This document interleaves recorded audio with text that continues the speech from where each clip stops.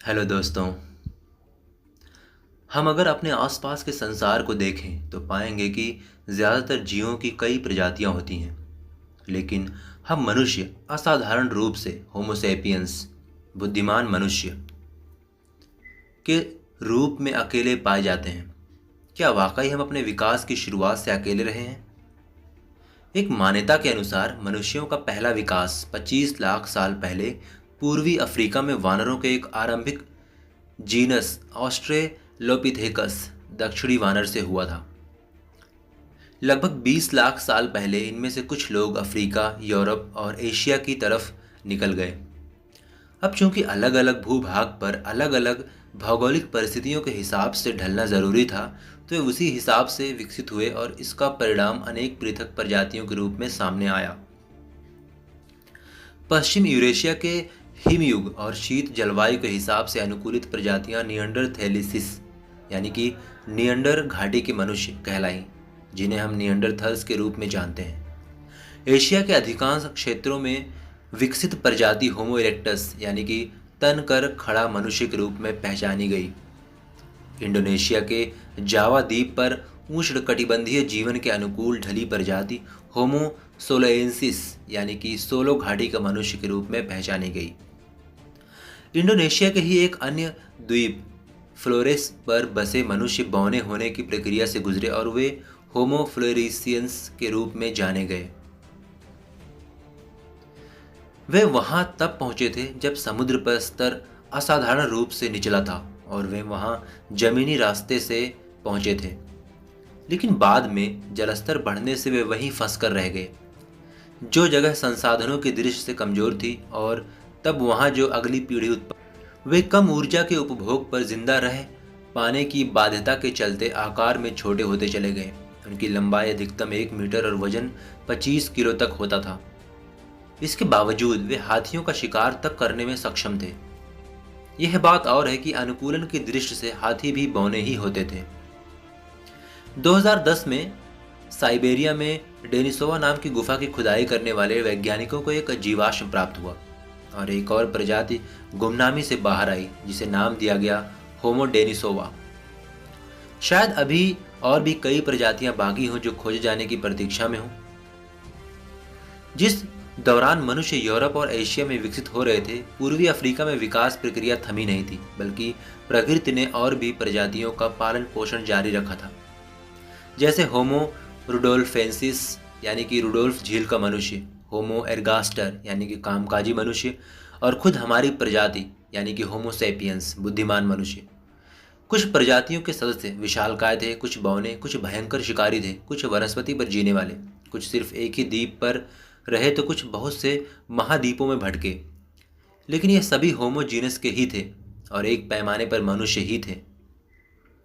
आमतौर पर इन सभी प्रजातियों की एक सीधी वंशावली के रूप में कल्पना की जाती है, जबकि इसके उलट सच यह है कि 20 लाख साल पहले से 10,000 साल पहले तक यह दुनिया एक ही समय में मनुष्य की कई प्रजातियों का घर हुआ करती थी। लेकिन फिर ऐसा क्या हुआ कि बाकी सभी प्रजातियां विलुप्त हो गईं और होमो सेपियंस के रूप में हम अकेली प्रजाति बचे। होमो सोलेंसिस और होमो डेनिसोवा लगभग 50,000 साल पहले विलुप्त हो गए। निएंडरथल्स 30,000 साल और होमो फ्लोरेसियंसिस 12,000 साल पहले गायब हो गए। इसके पीछे दो तरह की संभावनाएं मानी जाती हैं। एक है इंटरब्रीडिंग थ्योरी, यानी जब सेपियंस एक शक्तिशाली प्रजाति के रूप में फैले तो वे जिस भूभाग पर पहुंचे तो उन्होंने उन प्रजातियों के साथ मिश्रण कर लिया और तब तक प्रजनन करते रहे जब तक दोनों प्रजातियां एक नहीं हो गईं। इस हिसाब से आज के यूरेशियाई विशुद्ध सेपियंस ना होकर सेपियंस और निएंडरथल्स का मिश्रण है, और इसी तरह पूर्वी एशिया में बसे लोग सेपियंस और इरेक्टस का मिश्रण माने जाएंगे। इस संस्करण सिद्धांत में एक त्रुटि यह भी है कि सेपियंस और दूसरी प्रजातियों की ना सिर्फ शारीरिक संरचनाएं भिन्न थीं, बल्कि उनके सहवास करने के ढंग और उनकी गंध भी अलग थी, जो यह बताती हैं कि उनके बीच काम परक दिलचस्पियां बहुत कम रही होंगी। और मान भी लेगी किसी सेपियंस मजनू ने निएंडरथल्स या इरेक्टस लैला के इश्क में पड़कर संभोग किया भी होगा तो अगली पीढ़ी प्रजननशील ना रही होगी। जैसे घोड़े और गधे की प्रजाति के बीच संबंध बन तो सकते हैं, लेकिन इस संबंध से उत्पन्न खच्चर प्रजनन के योग्य नहीं होता। इसके विपरीत एक दूसरी रिप्लेसमेंट थ्योरी है जो यह बताती है कि सेपियंस बेहतर शिकारी और लड़ाके थे और वे जहां गए उन्होंने दूसरी प्रजाति का संहार कर दिया और उनकी जगह ले ली।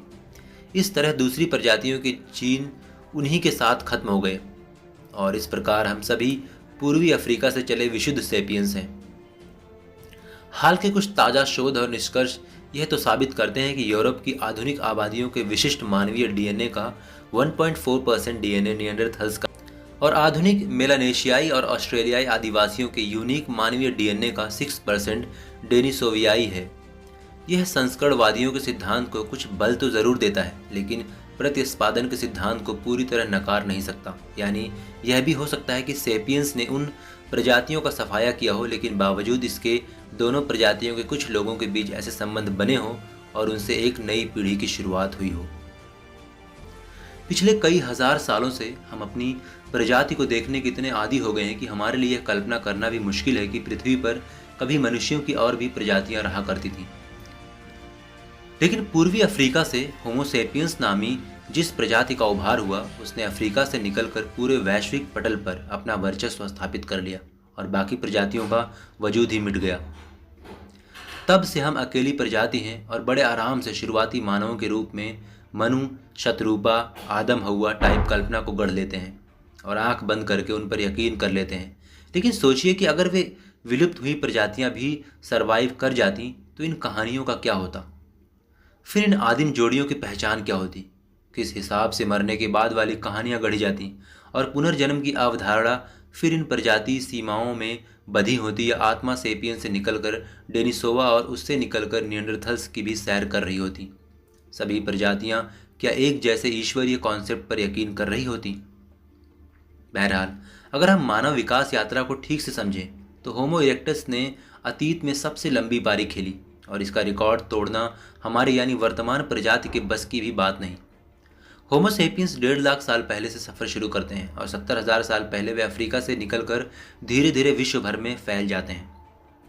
और शुरुआती संघर्षों को छोड़ दें तो जब से कृषि क्रांति हुई है और यह प्रजाति संगठित समाजों के रूप में परिपक्व होनी शुरू हुई हैं, तब से अब तक बहुत छोटे अरसे में ही हमने इतनी तरक्की कर ली है कि अगले बस 1000 साल में ही हम 2 तरह के परिणामों की संभावना पर सिमट कर रह गए हैं कि या तो हम अपने प्लैनेट को छोड़कर अंतरिक्ष में विचरने वाले स्पीसीज बन के रह जाएंगे, या यहीं लड़ भिड़कर अकाल भयंकर रूप से असंतुलित होती पृथ्वी की प्रतिक्रियात्मक आपदाओं या किसी तरह के ग्लोबल संक्रमण का शिकार होकर खत्म हो जाएंगे। और हमारी पृथ्वी पर कुल यात्रा 2 लाख साल भी ना रह पाएगी, जबकि होमो इरेक्टस ने 20 लाख साल लंबी पारी खेली है। हम ठीक नहीं जानते कि होमो सेपियंस के रूप में वर्गीकृत की जाने वाली प्रजाति कब, कहां और कैसे विकसित हुई, लेकिन वैज्ञानिक इस बात पर एकमत हैं कि पूर्वी अफ्रीका के कई हिस्सों में 1.5 लाख साल पहले वे सेपियंस वजूद में आ चुके थे जो हमारी तरह दिखते थे। ऐसे में जहन में एक सवाल उठना लाजमी है कि अगर हम सेपियंस का उद्भव वहां से ही माने तो 1.5 लाख साल में हम कहां से कहां पहुंच गए, तो आखिर होमो इरेक्टस 20 लाख साल तक वजूद में रहने के बावजूद कैसे कोई भी तरक्की ना कर पाए और लाखों साल के सफ़र में वे अपनी शुरुआती अवस्था में ही कायम रहे और एक दिन लुप्त हो गए। आखिर क्या फ़र्क रहा उनके और हमारे बीच? इसका कोई क्लियर जवाब किसी के पास नहीं, बस सब कुछ अनुमानों पर ही आधारित है। हाँ, अगर हम इसे समझना चाहें तो यूँ समझ सकते हैं कि मनुष्यों की सभी प्रजातियाँ किसी कपि से इवॉल्व हुई थी, लेकिन उनमें वे गुण हमेशा बने रहें और वे गुण आज भी सारे जीवों में यानी कि मनुष्यों को छोड़कर विद्यमान है। उनका सारा जीवन 3 बिंदुओं के इर्द गिर्द ही चलता है: भोजन, खतरा और प्रजनन। भाषा मानव विकास यात्रा में बहुत बात की चीज़ है, पर कम्युनिकेशन के तय संकेत शुरुआती दौर से हैं और सभी जीवों में पाए जाते हैं। सभी बड़े जीवों के बीच कम्युनिकेशन इन्हीं 3 बिंदुओं पर आधारित होता है। मनुष्यों की शुरुआती प्रजातियां भी इससे मुक्त नहीं थीं। थोड़े क्रूर शब्दों में कहा जाए तो वे जानवरों से इवॉल्व हुए थे और जानवरों जैसा ही जीवन जीते थे। छोटे छोटे समूह होते थे। बिना भाषा और परस्पर सहयोग के लिए साझा मिथकों के अभाव में बड़े समूह नहीं बन सकते और कोई मुस्तकिल ठिकाना नहीं। भोजन की तलाश में मारे मारे फिरना और अपनी सारी ऊर्जा इस खोज में खपा देना, इनमें से कोई आज के जैसी वर्जनाएं नहीं होती थी, यानी एकल पति पत्नी संबंध जैसी। कोई किसी के साथ भी सो सकता था और बच्चों की कोई पैतृक पहचान निश्चित नहीं होती थी। वे समूह की साझा संपत्ति होते थे। उन्होंने अपनी पूरी यात्रा इन्हीं 3 बिंदुओं पर सीमित रहकर की और उस दौर की सभी प्रजातियों यानी कि बाद के होमो सेपियंस समेत ने इसी नियम का पालन किया और उन्हें भोजन खोजी या भोजन संग्रहकर्ता के रूप में परिभाषित किया गया। कोई भी उपजाऊ घाटी या क्षेत्र 500 के लगभग आदि मनुष्यों का पेट पाल सकती थी, तो उसी हिसाब से उस क्षेत्र में समूह रहते थे और सदस्यों की संख्या बढ़ जाने पर वे अलग गुट में बढ़ जाते थे। यह सब लाखों साल यूं ही चलता रहा और वैसी कोई तरक्की उन प्रजातियों ने नहीं की जिसकी हम कल्पना कर सकते हैं या जिसे हमने देखा है। फिर आखिर ऐसा क्या हुआ कि होमो सेपियंस ने पूरी दुनिया पर वर्चस्व स्थापित कर लिया, बाकी प्रजातियों को खत्म कर दिया और एक तरह से देखा जाए तो सिर्फ 10,000 सालों में इतनी तूफानी गति से तरक्की कर डाली कि पृथ्वी तो पृथ्वी, इंसान अब अंतरिक्ष में विचरते दूसरे ग्रहों पर भी बसने के बारे में सोचने लगा है।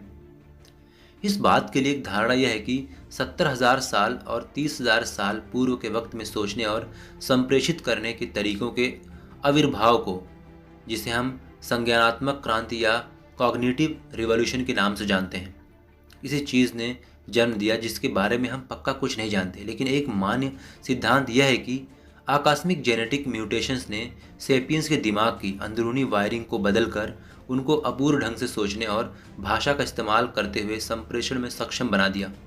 अब यह म्यूटेशन सेपियंस के बजाय निएंडरथल्स के दिमाग में क्यों नहीं हुआ, जो सेपियंस से साइज में बड़ा मस्तिष्क रखते थे, इसे बस संयोग की ही संज्ञा दी जा सकती है। होमो इरेक्टस और होमो सेपियंस के बीच 30,000 साल पहले हुई भाषा क्रांति और 12,000 साल पहले हुई कृषि क्रांति ही वह प्रमुख अंतर थे जिन्होंने उनके मुकाबले हमें इतने कम वक्त में यहाँ ला खड़ा कर दिया। और इस फास्टेस्ट विकास यात्रा का सबसे भयानक पहलू यह भी है कि मात्र 500 साल पहले हुई वैज्ञानिक क्रांति ने न सिर्फ हमारे विकास को असीमित गति दी, बल्कि बहुत तेजी से यह क्रांति हमें अपने या प्लानट के अंत की तरफ भी ले जा रही है। संज्ञानात्मक क्रांति को अगर हम किनारे भी कर दें तो यह तो निश्चित था कि सेपियंस दक्ष लड़ाके और रणनीतिकार थे, तभी वे पृथ्वी के अलग अलग हिस्सों में बसने वाली सभी प्रजातियों पर अपना वर्चस्व कायम करने में कामयाब रहे थे। होमो इरेक्टस 20 लाख साल के सफ़र के दौरान जो ना कर पाए वह सेपियंस ने 30,000 साल पहले कर दिया, यानी भाषा का विकास। अपनी बात कहने या दूसरों के बारे में बात करने के लिए उन्होंने बहुत से ध्वनि संकेत विकसित कर लिए और वे उस पोजीशन में पहुंच गए जहां वे कुछ साझा मिथक गढ़ के परस्पर सहयोग की एक नींव डाल सकते थे। यहीं से छोटी छोटी मत मान्यताओं, आत्माओं, देवताओं जैसी मिथकीय श्रृंखला की शुरुआत हुई। यह छोटे छोटे समूहों के समाज बनने के लिए कितना जरूरी तत्व था, इसे कुछ उदाहरणों से समझ सकते हैं। जैसा कि हम जानते हैं कि एक साधारण जीव बुद्धि भोजन, प्रजनन और खतरे के 3 बिंदुओं पर ही सक्रिय रहती है और उनके आपसी संकेत या भाषा बस यहीं तक सीमित रहती हैं। प्रजनन संबंधी संकेतों को अगर छोड़ दें, जो 2 विपरीत लिंगी जीवों तक सीमित हो सकते हैं, तो भी समूह के बाकी सदस्यों के बीच ज़्यादातर कम्युनिकेशन खतरे और भोजन को लेकर ही होते हैं। यानी वे अपने समूह के सदस्य को यह बता सकते हैं कि वहाँ खाना है या सावधान, उधर खतरा है, पर यह कम्युनिकेशन बहुत नाकाफ़ी है। कल्पना कीजिए कि एक शेर के इलाके में दूसरा शेर आ जाए, तो वह भाषा के अभाव में उसे अपना प्रतिद्वंदी ही समझेगा और सोचेगा कि वह भी उसके खाने वाले इलाके में हिस्सेदारी करने आया है और दोनों में हिंसक झड़प हो जाएगी जिसमें कोई एक मारा भी जा सकता है, जबकि हो सकता है कि दूसरा शेर बस घूमते हुए बिना किसी मकसद के ही उधर आ निकला हो, लेकिन भाषा के अभाव में यह बताने में वह सक्षम नहीं था। अब इसी फ्रेम को उल्टा कीजिए और मान लीजिए कि शेरों ने कम्युनिकेशन के लिए दूसरी भाषा सीख ली और कई साझा मिथक गढ़ लिए हैं। इंसानी एतबार से यह मिथक धर्म हो सकता है, राज्य देश हो सकता है या कोई मल्टीनेशनल कंपनी हो सकती है। तो पहला शेर दूसरे शेर से परिचय पूछता है और वह खुद को उसी धर्म या राज्य या कंपनी से संबंधित बताता है जिससे पहला शेर खुद भी संबंधित हो, तो दोनों के बीच अजनबी होते हुए भी एक आत्मीयता पैदा हो जाती है क्योंकि दोनों एक साझा मिथक से जुड़े हुए हैं। तब हो सकता है कि पहला शेर दूसरे शेर को शिकार का दावत दे और दोनों सहभागी की तरह शिकार पर निकलें। जाहिर है कि जानवर ऐसा नहीं कर सकते, मनुष्यों की बाकी प्रजातियां भी नहीं कर पाईं, लेकिन सेपियंस ने यह कमाल कर। भाषा गॉसिप का आधार बनी। लोग भोजन, प्रजनन और खतरे से इस तरह समूह के दूसरे लोगों के बारे में बात कर सकते थे। कौन भरोसे के काबिल है कौन नहीं, यह तय कर सकते थे और यह परस्पर गपबाजी और सहयोग छोटे समूहों को बड़े समूहों में बदल सकता था। लेकिन एक सामाजिक अनुसंधान के मुताबिक गपशप में बधे समूह का आकार बस 150 लोगों तक सीमित होता है। यानी ज़्यादातर लोग 150 से ज़्यादा लोगों से ना तो आत्मीय ढंग से परिचित हो सकते हैं और ना ही उनके बारे में गपशप कर सकते हैं। तो फिर बड़े समूह कैसे बने? इसके लिए उन मिथकों की ज़रूरत महसूस हुई जिनके सहारे दो नितांत अजनबी लोगों के बीच भी परस्पर सहयोग की भावना विकसित हो सके। और यूं उन्होंने अतीत में धर्म, मत, मान्यताओं, प्रकृति की अबुझ शक्तियों में आस्था के रूप में उन मिथकों का गठन किया जो भविष्य में राज्य, देश या मल्टीनेशनल कंपनी के रूप में विस्तारित हुए। कल्पना कीजिए कि आप लखनऊ में रहते हैं, घूमने के लिए चेन्नई जाते हैं, जहां एकदम अजनबी शख्स से आपकी मुलाकात होती है। आप उसे नोटिस नहीं करते, लेकिन जैसे ही बातों में जाहिर होता है कि वह भी आपकी तरह ही मुसलमान है, तो आप में तत्काल एक आत्मीयता बन जाती है। यहाँ आप दोनों के बीच मिथक के रूप में धर्म साझा हो रहा है। या आप कंपनी के किसी काम से लंदन जाते हैं और वहाँ आपको कोई अजनबी आपके जैसा ही मिलता है, जिससे बात करते ही आप जान जाते हैं कि वह भी आपकी तरह ही भारतीय है। तो फ़ौरन उस नितांत अजनबी से भी आपका आत्मीयता का संबंध हो जाएगा। यहाँ आपके बीच साझा होने वाला मिथक राष्ट्र है। या आप हनीमून पे मसूरी जाते हैं, जहाँ आपके बगल में ही ठहरा एक जोड़ा जो आपके लिए नितांत और आम हालात में आप उससे हाय हेलो से आगे जाना पसंद नहीं करते, लेकिन जैसे ही आपको पता चला कि वह बंदा भी आपकी तरह ही टाटा कंपनी का एम्प्लॉय है, फ़ौरन ही आपका उससे परिचय स्थापित हो जाता है और अब आप दोस्तों की तरह ढेर सारी बातें कर सकते हैं। यहाँ आप दोनों के बीच साझा हो सकने वाला मिथक कंपनी है। तो इस भाषाई कामयाबी ने जहाँ सेपियंस के बड़े समूहों को नियंत्रित किया, वहीं इन साझा मिथकों ने आगे आने वाली दुनिया में अजनबियों के बीच भी समन्वय की एक बुनियाद खड़ी की। आज इंटरनेट के प्रसार ने पूरी दुनिया को एक ग्लोबल विलेज में बदल दिया है और हमारी दूसरों के प्रति समझ को इतना विकसित कर दिया है कि हम दुनिया के किसी भी कोने में रहने वाले नितांत अजनबी शख्स से बिना डरे बात कर सकते हैं, उससे दोस्ती कर सकते हैं। लेकिन हमेशा से ही ऐसा नहीं था। अजनबियों के बीच परस्पर सहयोग के लिए जिन बड़े मिथकों ने बड़ी भूमिका निभाई, वे निश्चित ही धर्म और राष्ट्र थे। बिना किसी जान पहचान के भी मक्का में हज के लिए या वेटिकन में या कुंभ में लाखों लोग एक साथ जुड़ सकते हैं। ठीक इसी तरह एक राष्ट्र 100 करोड़ से ऊपर अजनबियों को भी एक कर सकता है। एक मल्टीनेशनल कंपनी भी इस सिलसिले की प्रमुख कड़ी है, जहां हजारों लाखों लोग भी बिना एक दूसरे को जाने मिलजुल कर परस्पर सहयोग से काम करते हैं। तो सेपियंस के रूप में हमारे सर्वाइवल की दिशा में पहली कामयाबी भाषा ही थी। वह भाषा जिसने हमें उन मिथकों को गढ़ने का मौका दिया जो संसार के दो छोर पर रहने वाले दो अजनबियों को भी एक कर सकें। जबकि होमो इरेक्टस की अपने पूरे सफ़र के दौरान उस शेर जैसी स्थिति बनी रही जो अपने इलाके में दिखे दूसरे शेर के यह नहीं जान सकता था कि वह उसके इलाके में खाना ढूंढने आया है या बस ऐसे ही घूमता हुआ आ निकला। वह बस उसे अपना प्रतिद्वंदी घुसपैठिया समझता है और उसे अपने इलाके से खदेड़ने के लिए अपनी जान की परवाह न करते हुए भी उस पर झपट पड़ता है। संभवतः यही संप्रेषण आधारित खूबी सेपियंस के बड़े समूह तैयार करने में मददगार साबित हुई और वे ज़्यादा ताकतवर होकर दूसरी प्रजातियों का दमन करने में कामयाब रहे जो छोटे छोटे समूहों में बटी हुई थी, और इस तरह हम अकेली जीवित प्रजाति बचे। इंसान के शिखर पर पहुंचने की एक महत्वपूर्ण सीढ़ी आग का इस्तेमाल और उसे घरेलू बनाना था, लेकिन इसका श्रेय सेपियंस को नहीं दिया जा सकता। 8 लाख साल पहले कभी कभार आग का इस्तेमाल हुआ हो सकता है, लेकिन 3 लाख साल पहले तक होमो इरेक्टस, निएंडरथल और सेपियंस के पूर्वज इसका नियमित इस्तेमाल करने लगे थे। इससे न सिर्फ उन्होंने अब रोशनी, ठंडे इलाकों में गर्माहट का साधन और शिकारी जानवरों से बचने के लिए एक घातक हथियार हासिल किया था, बल्कि अब इसके इस्तेमाल से वे गेहूं, चावल और आलू जैसी जिन वस्तुओं को उनके कुदरती रूप में वे पचा नहीं पाते थे, वे पकाए जाने के बाद मनुष्यों के भोजन का मुख्य आधार बन गई। और म्यूटेशंस के बाद सेपियंस ने इसी महारत के चलते 12,000 साल पहले खेती की नींव डाली। इससे पहले भाषाई दक्षता ने उन्हें बड़े समूहों में ढाला जरूर था, लेकिन जहाँ तहाँ उगी मिलने वाली जंगली घास के रूप में यह चीज़ें उन्हें हासिल ज़रूर थीं, लेकिन 12,000 साल पहले उन्होंने इसे खुद उगाना शुरू किया और 10,000 साल पूर्व तक वे उस स्थिति में पहुंच गए जहां उन्होंने बाकायदा खेती को नियंत्रित करना सीख लिया और उपजाई ज़मीनों के इर्द गिर्द डेरा डालने लगे। इससे पहले वे भटकने वाले समूह हुआ करते थे, लेकिन धीरे धीरे कृषि क्रांति ने पूरी दुनिया में उनके कदमों को थामना शुरू कर दिया और इतिहास में पहली बार वे अस्थायी बस्तियों के रूप में आबाद होना शुरू हुए। इसके साथ ही उन्होंने दूसरे जानवरों को पालतू बनाने का सिलसिला शुरू किया जो उनके खेती और अस्थायी ठहराव के काम आते थे। इससे पहले कुत्ता ही एकमात्र जानवर था जो उन्होंने पालतू बनाया था, जो शिकार में उनके काम आता था।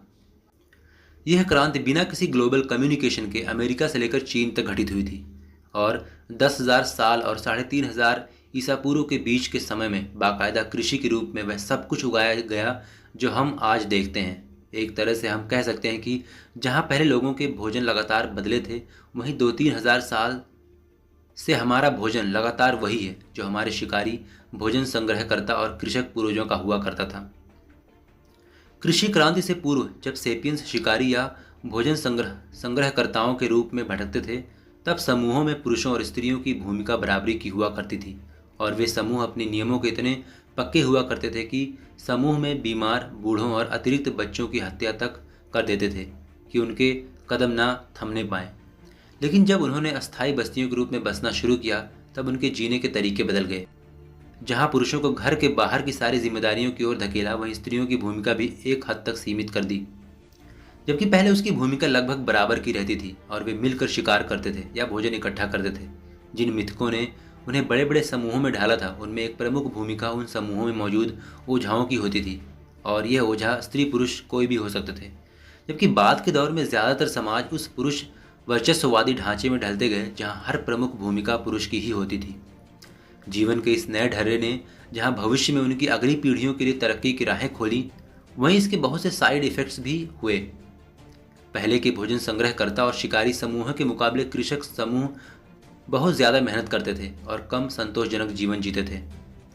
इसे सिर्फ गेहूं से समझ सकते हैं। जहां पहले के समूह अपना थोड़ा वक्त शिकार करने या भोजन एकत्र करने में लगाते थे, वहीं कृषक इस एक फसल के लिए दिन रात मेहनत करते थे। गेहूं के लिए उबड़ खाबड़ ज़मीनों को हमवार करना, किसी दूसरी फसल को साझा न करने की बाध्यता के चलते दिन भर तीखी धूप में निराई करना, बीमार न पड़ जाए इसके लिए कीड़ों और बालों पर नज़र रखना, खरगोश से लेकर टिड्डी दल से बचाने की कोशिश करने में लगे रहना, सिंचाई के लिए पानी ढोकर लाना, पोषण के लिए जानवरों का मल इकट्ठा करना, इस सब में उनकी काफ़ी ऊर्जा खप जाती थी और रिजल्ट फिर भी अनिश्चित था। कोई गारंटी नहीं थी कि अंतिम समय में फसल आपके हाथ में आ ही जाएगी।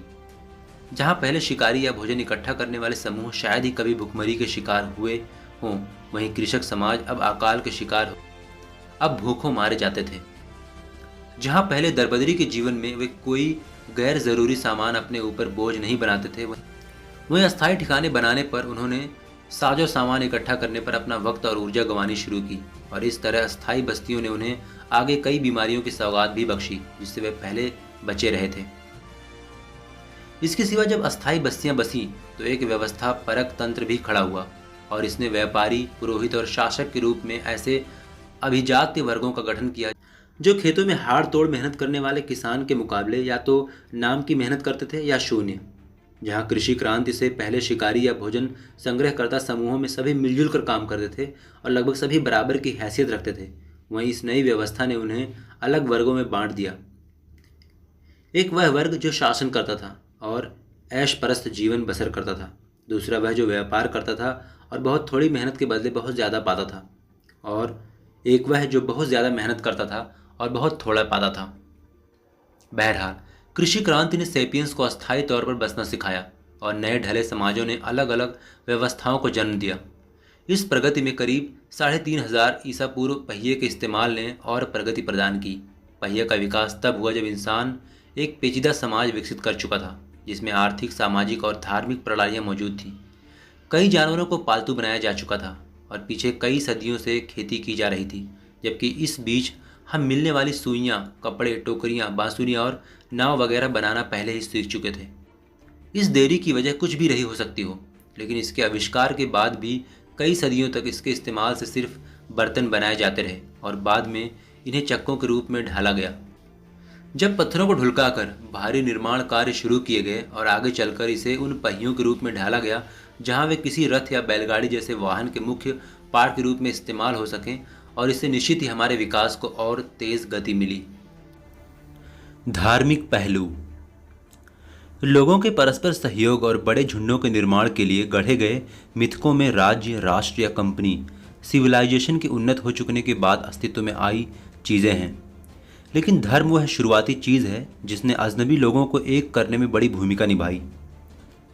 धर्म आस्थाओं का विस्तृत रूप है जो बाद में स्थापित हुआ, लेकिन आस्थाएं उस दौर से ही वजूद में आ गई थी।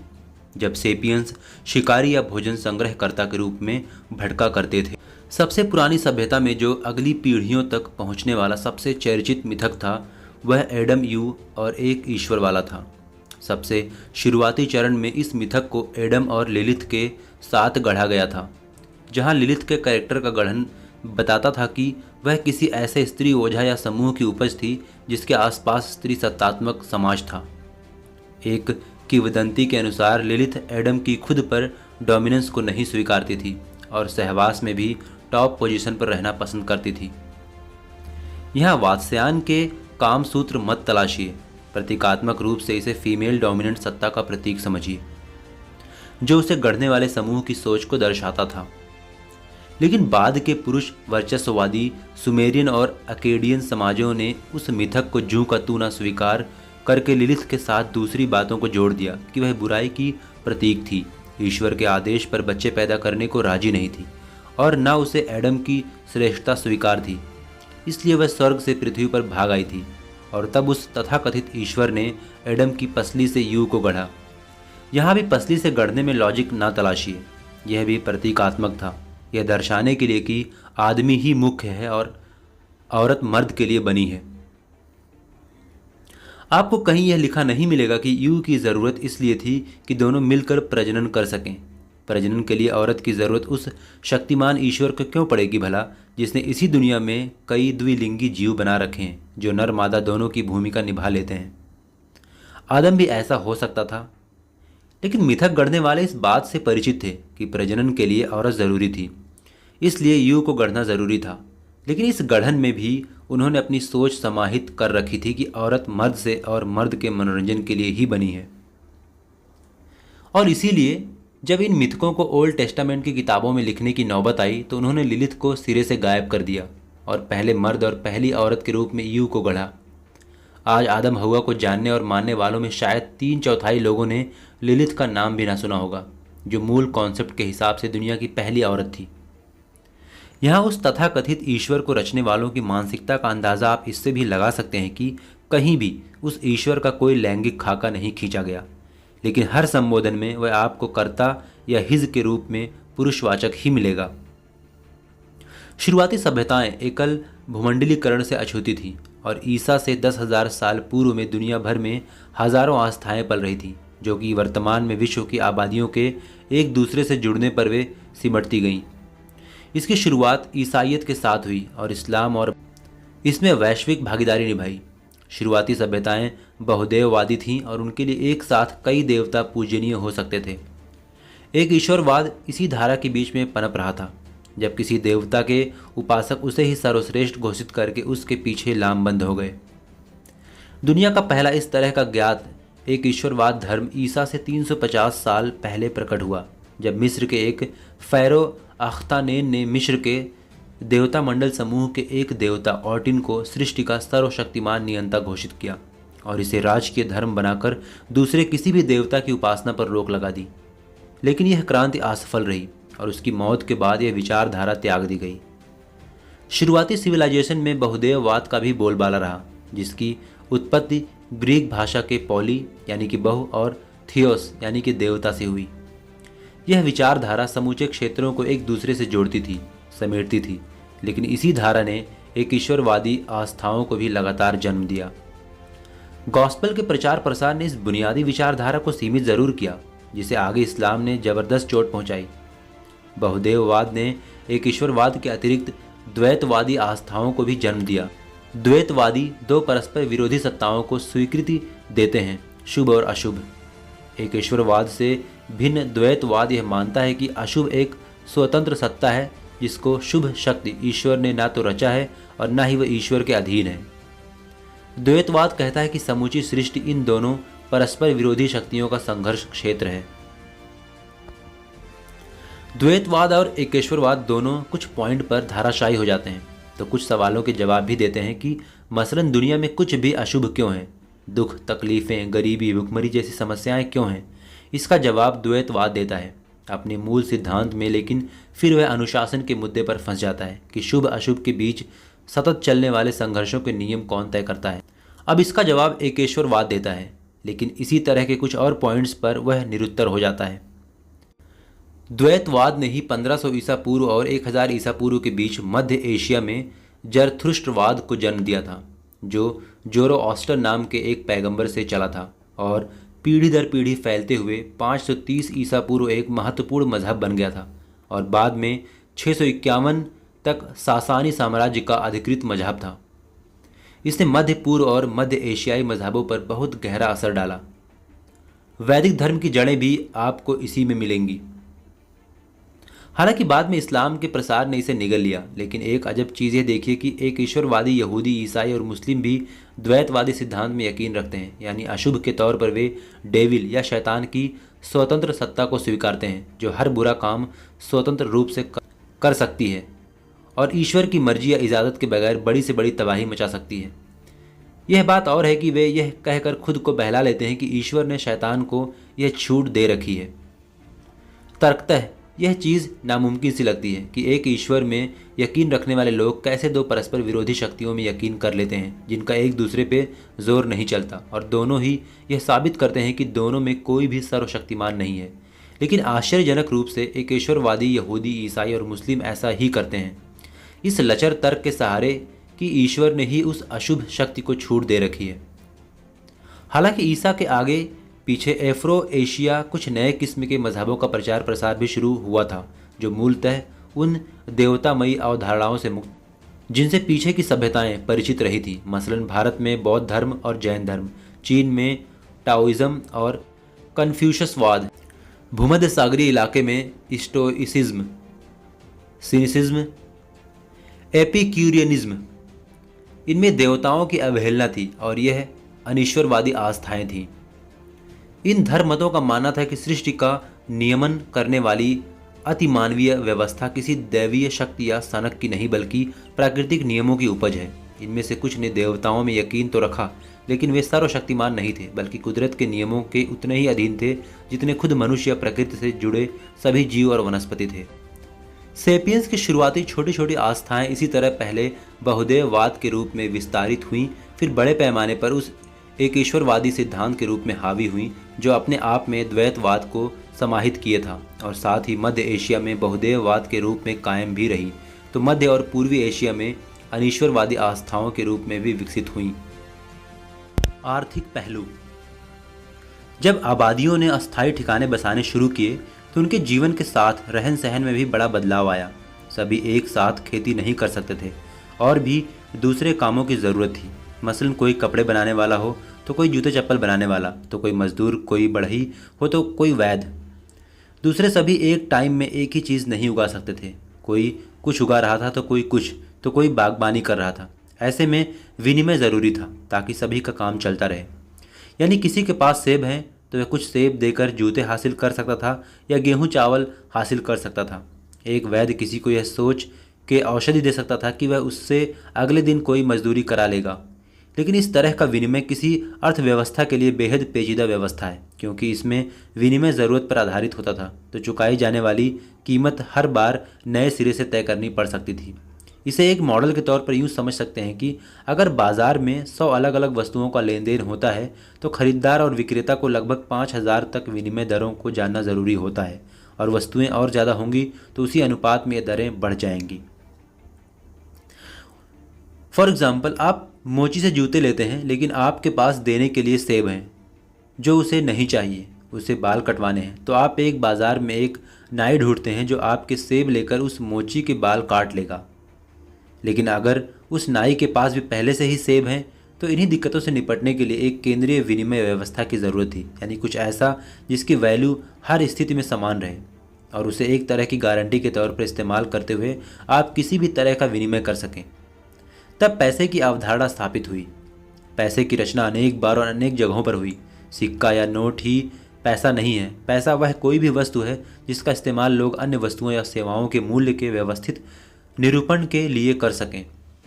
इसकी वैल्यू स्थिर रहती थी और एक्सचेंज के लिए कोई दिमाग नहीं खपाना पड़ता था।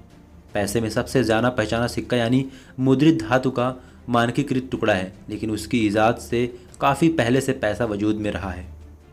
शुरुआती सभ्यताएं कौड़ियों, गाय बैलों, चमड़ा, नमक, अनाज, मनकों, कपड़ा और इकरारी रुक्कों को मुद्रा की तरह इस्तेमाल करते हुए फलती फूलती रहीं।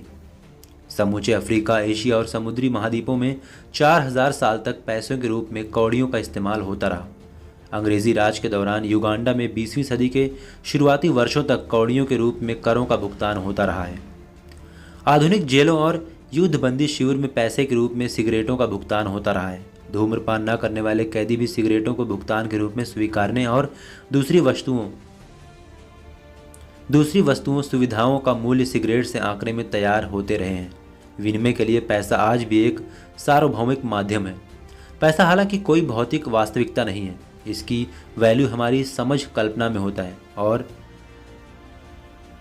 पर यह विनिमय का सबसे कामयाब माध्यम है। ईसा पूर्व सुमेरियाई लोगों ने पैसे के रूप में जौ का प्रयोग किया था, यानी जौ पैसा, जो सीधे सीधे जौ ही था, जिसे एक शिला के तौर पर बनाया जाता था, जो मोटे तौर पर 1 लीटर के बराबर होता था। तनख्वाहें भी जौ की सिलास के रूप में दी जाती थी। एक पुरुष मजदूर महीने में 8 शिला और स्त्री मजदूर 30 शिला कमाती थी। उन्हें खाया भी जा सकता था और बची हुई शिला का उपयोग दूसरी वस्तुएं खरीदने में किया जा सकता था। लेकिन इसके साथ कई समस्याएं थीं। इसे सहेज कर रखना, संग्रह करना, परिवहन करना मुश्किल काम था। तब ईसा पूर्व 3री शताब्दी के मध्य में प्राचीन मेसोपोटामिया में पैसा शेकल के रूप में सामने आया, जो कि सिक्का नहीं बल्कि 8.33 ग्राम चांदी होती थी, जिसका इस्तेमाल ना कृषि में हो सकता था ना युद्ध में खाने में, लेकिन इसे संग्रह करना या परिवहन करना आसान था। इतिहास के पहले सिक्के 640 ईसा पूर्व पश्चिम अनातोलिया में लीडिया के राजा अलियाटीस द्वारा ईजाद किए गए थे। इन सिक्कों का सोने या चांदी का एक मानक वजन हुआ करता था और इन पर एक पहचान चिन्ह अंकित होता था। यह चिन्ह एक तरह की घोषणा होता था कि यह राज्य व्यवस्था द्वारा निर्धारित मूल्य है और इसकी नकल मतलब राज्य से विद्रोह, जिसकी सजा मौत तक हो सकती थी। चूंकि लोग राजा की सत्ता और सत्यनिष्ठा पर भरोसा करते थे, इसलिए नितांत अजनबी लोग भी सबसे प्रचलित रोमन सिक्के डिनायरिस पर सहज भरोसा कर लेते थे। सम्राट की सत्ता भी डिनायरिस पर टिकी थी। सोचिए कि डिनायरिस की जगह जौ की शिला होती तो दूर दराज तक फैली सत्ता में करों के रूप में जौ वसूलते, उसे ढोकर रोम लाते और फिर वेतन के रूप में उसे फिर ढोकर अपने सैनिकों और कर्मचारियों तक ले जाते। रोम के सिक्कों का क्रेज इतना ज़बरदस्त था कि डॉलर की तरह ही साम्राज्य से बाहर भी इसकी समान स्वीकृति थी और यह रोम में हज़ारों किलोमीटर दूर भारत में भी पहली शताब्दी में लेन देन का स्वीकृत माध्यम थे। डिनायरिस में भारतीयों का भरोसा ऐसा था कि बाद में जब उन्होंने खुद के सिक्के ढाले तो वे रोमन सम्राट की तस्वीर समेत दीनार की करीबी नकल हुआ करते थे। मुस्लिम खलीफाओं ने भी इसका अरबीकरण करते हुए दीनार जारी किए। Jordan, Iraq, Serbia, Macedonia, Tunisia समेत कई देशों में आज भी दीनार अधिकृत मुद्रा है। जिस वक्त लीडियाई शैली के सिक्के भूमध्य सागर से लेकर हिंद महासागर तक फैल रहे थे, उसी वक्त चीन ने एक हल्की अलग मुद्रा प्रणाली विकसित की, जो कांसे के सिक्के और सोने चांदी की बेनिशान सिल्लियों पर आधारित थी। इन दोनों मुद्रा प्रणालियों में पर्याप्त समानता थी कि चीनी और लीडियाई क्षेत्र के बीच घनिष्ठ मौद्रिक और वाणिज्यिक संबंध विकसित हो गए थे और आगे मुसलमानों, यूरोपीय व्यापारियों और विजेताओं ने लीडियाई प्रणाली सोने चांदी की मुद्रा को सुदूर कोनों तक पहुंचाया। आधुनिक युग के परवर्ती दौर तक आते आते सारी दुनिया एक एकल मौद्रिक क्षेत्र में बदल चुकी थी, जो पहले तो सोने और चांदी में भरोसा करती थी और उसके बाद ब्रिटिश पाउंड और अमेरिकी डॉलर जैसी कुछ विश्वसनीय मुद्राओं पर। सामाजिक पहलू। समाज 3 मुख्य व्यवस्थाओं पर पलते रहे: धार्मिक, आर्थिक और राजनीतिक। सेपियंस ने जब दरबदरी छोड़ अस्थायी बस्तियां बसानी शुरू की थी तो उन्होंने परस्पर सहयोग के लिए धार्मिक व्यवस्था की ज़रूरत पड़ी थी, और जब एक अस्थायी बसावट के साथ छोटे छोटे समाजों का खाका खींचा तो इसके बेहतर संचालन के लिए आर्थिक व्यवस्था की आवश्यकता महसूस हुई। और जब वे इन दोनों व्यवस्थाओं को अपना चुके थे तब सामूहिक रूप से बड़े समाजों के संचालन के लिए राजनीतिक व्यवस्था की ज़रूरत महसूस हुई। छोटे समाजों ने राजकीय व्यवस्था को आकार दिया और इन व्यवस्थाओं को मिलाकर साम्राज्य बना। साम्राज्य एक राजनीतिक व्यवस्था है, जिसका मतलब ही ऐसे अनेकों समाज पर स्वीकार्य शासन है जिनकी अलग पहचान, संस्कृति और स्वतंत्र अधिकार क्षेत्र होता है। लेकिन इस व्यवस्था के साइड इफ़ेक्ट्स कालांतर में उन हज़ारों छोटी छोटी संस्कृतियों के लिए खतरनाक साबित हुई जो बड़े साम्राज्यों द्वारा ली गई। पिछले 2500 साल से दुनिया का हर नागरिक किसी न किसी साम्राज्य के ही अधीन रहा है। रोमन साम्राज्य ने नुमांतियाई, अवेर्नियाई, हेलविशियाई, सामनाइट, ल्यूसेंटियाई, ओब्रियाई, स्ट्राकेनियन जैसे सैकड़ों समाजों को ले लिया, जिनके लोग स्वयं को उन समाजों के नागरिक के रूप में पहचानते रहे थे, अपनी भाषा बोलते थे, अपने देवताओं की पूजा करते थे, उनकी लोक कथाएँ किंवदंतियाँ सुनाया करते थे। उनके वंशज रोमनों के अधीन रहकर उनकी तरह सोचने, बोलने और उपासनाएं करने लगे थे। यही काम 7वीं सदी से 10वीं सदी के बीच इस्लामिक साम्राज्य ने किया था, जिसने समूचे खाड़ी क्षेत्र की संस्कृतियों को ले लिया था। अब साम्राज्य बनने शुरू हुए तो इस व्यवस्था की भी ज़रूरत महसूस हुई, जिसे हम कानूनी नियमावली के रूप में जानते हैं, यानी एक राज्य की व्यवस्था द्वारा अपराधों का निर्माण और उस अनुपात में दिया जाने वाला दंड। इस तरह की जो पहली संहिता इतिहास में दर्ज हुई उसे हम कोड ऑफ हम्बुराबी के रूप में जानते हैं, जो 1776 ईसा पूर्व बेबीलोन में अस्तित्व में आई थी। बेबीलोन मेसोपोटामिया का सबसे बड़ा नगर है और उस वक्त का सबसे बड़ा साम्राज्य था, जो मेसोपोटामिया के ज़्यादातर हिस्सों, आज के इराक, सीरिया और ईरान के कुछ हिस्सों तक फैला था। हम्मुराबी एक राजा के रूप में अमर ही उस विधि संहिता की वजह से हुआ। बहुत से मुसलमान आपको यह कहते हुए मिल जाएंगे कि शरा के रूप में उन्होंने किसी समाज में विधि व्यवस्था शुरू की थी, लेकिन यह सच नहीं। शरा कोड ऑफ हम्मुराबी का ही परिष्कृत रूप था, जिसे बाद के यहूदी और ईसाई समाजों ने भी उसी तरह कुछ परिवर्तनों के साथ अपनाया हुआ था। हालांकि यूरोप और पश्चिमी एशिया के उन समाजों से हज़ारों किलोमीटर दूर भारत में भी मनुस्मृति के रूप में विधि संहिता मौजूद थी, लेकिन चूंकि उसका कोई काल निर्धारित नहीं तो विश्व पटल पर उसे इस तरह का क्रेडिट नहीं दिया जाता। लेकिन इतना तो तय है कि यह भी शरा से पहले की ही है। बहरहाल, अब अगर हम साम्राज्यों पर फोकस करें तो इस तरह का पहला साम्राज्य 2250 ईसा पूर्व सारगोन द ग्रेट का अक्कादियाई साम्राज्य था, जो मेसोपोटामिया के किश नाम के नगर से शुरू हुआ था। सारगोन न सिर्फ मेसोपोटामिया नगर राज्यों को जीतने में कामयाब रहा था, बल्कि उसकी सत्ता का विस्तार भूमध्य सागर से लेकर फारस की खाड़ी तक रहा था, और वह इतिहास का पहला ऐसा शासक था जो यह दावा करता था कि उसने सारी दुनिया को जीत लिया है। सारगोन ने साम्राज्यवाद की ऐसी अवधारणा स्थापित की कि अगले 1700 सालों तक असीरियाई, बेबीलोनियाई और हिटाइट राजा सारगोन के एक रोल मॉडल के रूप में अपनाते रहे, और वह भी विश्व विजेता होने का दावा करते रहे। इस परंपरा को 550 ईसा पूर्व साइरस द ग्रेट ने और भी प्रभावशाली ढंग से आगे बढ़ाया और साम्राज्यवाद का एक गुरु मंत्र दिया कि हम आपको आपके हित के लिए जीत रहे हैं। सारी दुनिया के बाशिंदों की खातिर सारी दुनिया पर हुकूमत करने का ख्याल चौंकाने वाला था, लेकिन साइरस के समय से ही यह साम्राज्यवादी धारा और भी समावेशी और व्यापक होती गई। बाद में अलेक्जेंडर द ग्रेट हेलेनिस्टियाई राजाओं, रोमन सम्राटों, मुस्लिम खलीफाओं और हिंदुस्तानी राजवंशों से होती सोवियत प्रधानों और अमेरिकी राष्ट्रपतियों तक पहुंची। इनके साथ ही इससे इतर वे साम्राज्य भी लंबे समय तक रहे जो लोकतांत्रिक या कम से कम गणतांत्रिक थे। मसलन अंग्रेजी साम्राज्य जो इतिहास का सबसे बड़ा साम्राज्य था, या डच, फ्रांसीसी, बेल्जियाई और पूर्व के अमेरिकी साम्राज्यों के साथ ही नोगोराड, रोमन, कार्थेज, एथेंस के पूर्व आधुनिक साम्राज्य। साइरस की तर्ज की साम्राज्यवादी विचारधारा अपने फारसी मॉडल से अलग स्वतंत्र रूप से मध्य अमेरिका, एडियाई और चीन में भी विकसित हुई। चीन के पारंपरिक राजनैतिक सिद्धांत के मुताबिक स्वर्ग पृथ्वी की सारी वैध सत्ताओं का स्रोत है। स्वर्ग की सत्ता शासन के लिए सबसे योग्य व्यक्ति या परिवार को चुनती है और उन्हें स्वर्ग का शासनादेश प्रदान करती है। संयुक्त चीनी साम्राज्य के पहले सम्राट चिंग शी हुआंगी का दावा था कि विश्व की 6 दिशाओं में मौजूद हर चीज़ सम्राट की है। साम्राज्यों ने जहां बहुत सी छोटी और बड़ी संस्कृतियों का एकीकरण किया, वहीं अपनी संस्कृति थोपने की प्रक्रिया भी जारी रखी। इसे खुद अपने देश और खुद पर अप्लाई करके समझ सकते हैं। आज का भारत साम्राज्यवादी ब्रिटेन की संतान है, जहां अंग्रेजों ने इस उपमहाद्वीप के निवासियों पर हर तरह के जुल्म किए, हत्याएं की, लेकिन उन्हें आपस में लड़ते रजवाड़ों, सियासतों को भी एक किया और इतनी जनजातीय विविधता के बावजूद एक साझा राजनीतिक चेतना को खड़ा करने में अहम भूमिका निभाई। उन्होंने न्याय प्रणाली की नींव रखी, प्रशासनिक ढांचे की रचना की, आर्थिक एकीकरण के संदर्भ में निर्णायक महत्व रखने वाले रेल मार्गों का जाल खड़ा किया। आज़ाद होने के बाद भारत ने भी पश्चिमी लोकतंत्र के ब्रिटिश मॉडल को ही अपनाया। अंग्रेजी आज भी पूरे उपमहाद्वीप की अंग्रेजों के दिए क्रिकेट और चाय का हर भारतीय दीवाना है। कितने ऐसे भारतीय होंगे जो अपनी खुद की संस्कृति के नाम पर अंग्रेजी साम्राज्य की थोपी गई इन विरासतों को ठुकरा सके। क्या हम अब इन्हें या विदेशी कहे जाने वाले मुस्लिम बादशाहों की छोड़ी विरासतों को अपनी ही संस्कृति के रूप में स्वीकार नहीं कर चुके हैं?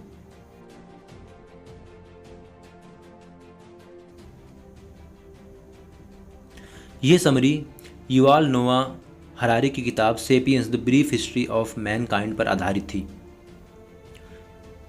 ये इस पूरी बुक की समरी है। एक बहुत ही अमेजिंग बुक है जिसको आप सभी को पढ़ना चाहिए। मैंने लिंक डिस्क्रिप्शन में दे दी है। अगर आप बुक को परचेज़ करना चाहते हैं तो आप इसे परचेज़ करके पढ़ सकते हैं। और एंड में थैंक यू वेरी मच।